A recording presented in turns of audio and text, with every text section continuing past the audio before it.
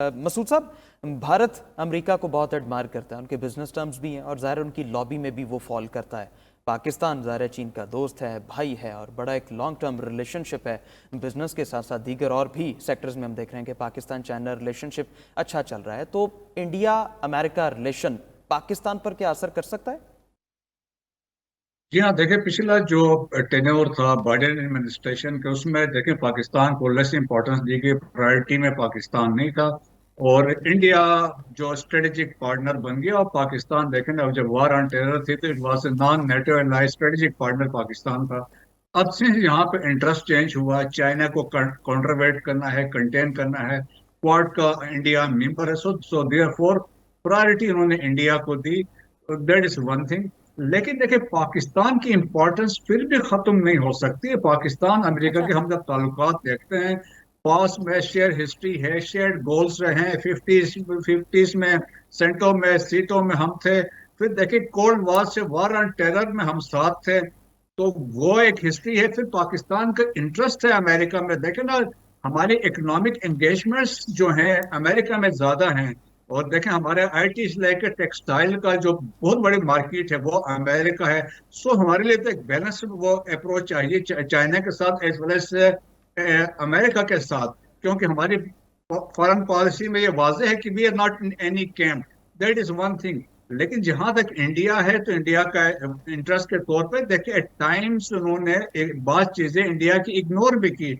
जब वो S-400 Russia से ले रहे थे तो वो उन्होंने उनको ऑलमोस्ट समझ वेवर दे दिया, जबकि बाकियों पे सैंक्शन से वहां से ले नहीं सकते हैं।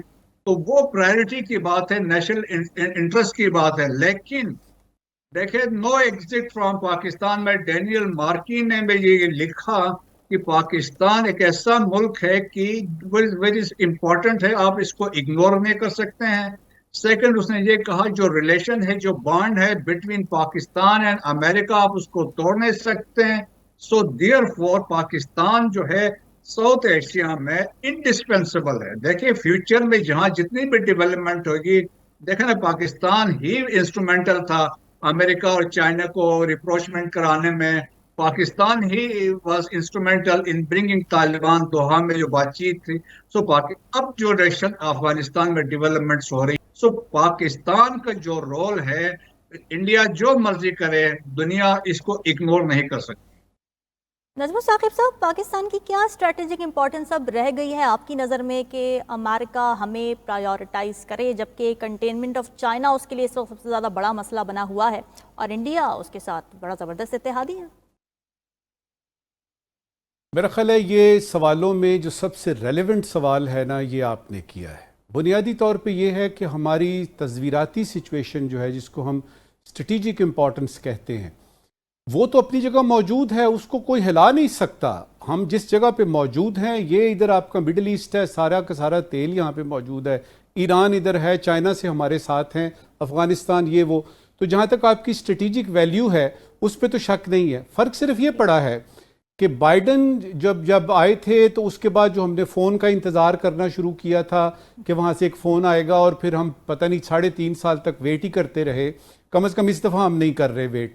दूसरी बात यह कि उस दौर में हमने देखा कि जो मिसगिविंग्स हैं, जो आपकी परसेप्शंस हैं, वो चेंज होती हैं। आप अमेरिका को बाकायदा तौर पे नाराज़ करते हैं। मिसाल के तौर पे जब रूस जो है वो यूक्रेन में हमला करता है, उस दिन हमारे प्राइम मिनिस्टर साहब अकेले वहाँ मौजूद हैं। मिसाल के तौर पे समिट ऑफ डेमोक्रेसीज के पहले ही होती है वो, यानी सेशन, और उसमें जो बाइडेन साहब आपको कहते हैं जी आप आइए, तशरीफ़ लाइए। वर्चुअल थी वो, उसमें तो जाना भी नहीं था, उसमें आप कहते हैं हमने नहीं जाना। फिर आपने वो यानी साइफर का जो खखेड़ शुरू हुई, फिर उसके बाद कई और ऐसी हमने हरकतें की जिनकी वजह से कि मिसगिविंग्स पैदा हुई।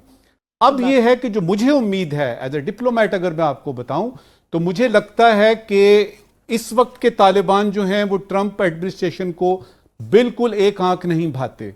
हमारे साथ भी यही है।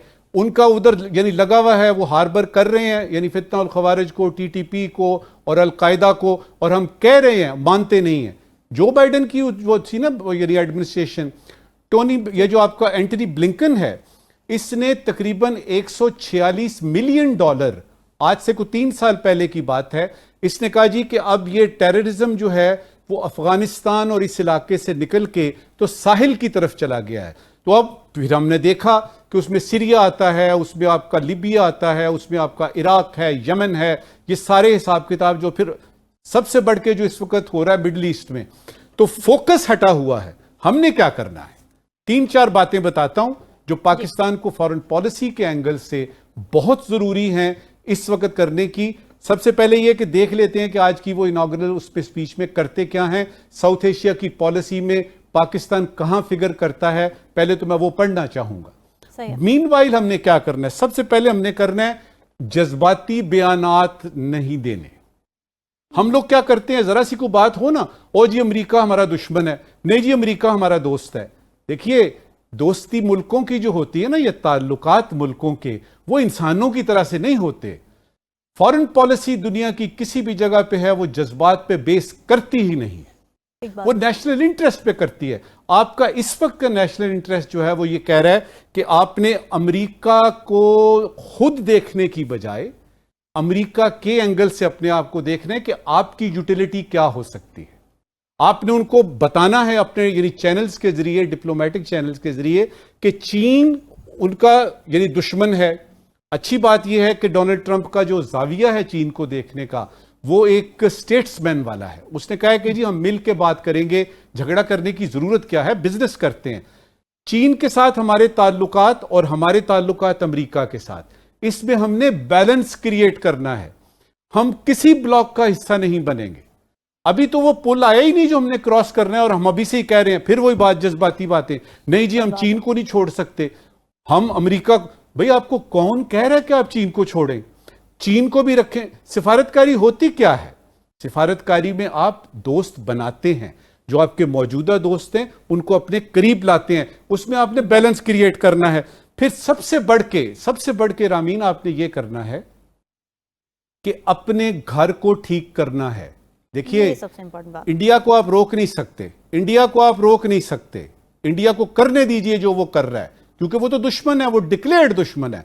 उसको तो यानी हमने देख लिया कि अमेरिका ने हरदीप सिंह निज्जड़ होता है या पन्नू होता है या वो असैसिनेशन अटेम्प्ट्स करते हैं बाहर जाके, कनाडा जैसे एक पुरसुकून मुल्क में, उस पर आपने देख लिया फाइव आइज ने क्या किया जी। अमेरिका के इंटरेस्ट इंडिया सर्व कर रहा है, वो उसको करने दीजिए। वो अमेरिका और चाइना का आपस का मामला जिसपे कि वो पुलिसमैन का किरदार इंडिया कर रहा है, हम इसका कुछ नहीं कर सकते। हम क्या कर सकते हैं, हम अपनी जगह बनाएं, हम अपनी पाकिस्तान की इनफरादी जगह बनाएं जहां तक कि अमेरिका की पॉलिसी का ताल्लुक है यहां से। और उसके लिए सबसे जरूरी चीज यह है कि आपने अपनी मईशत बहाल करनी है।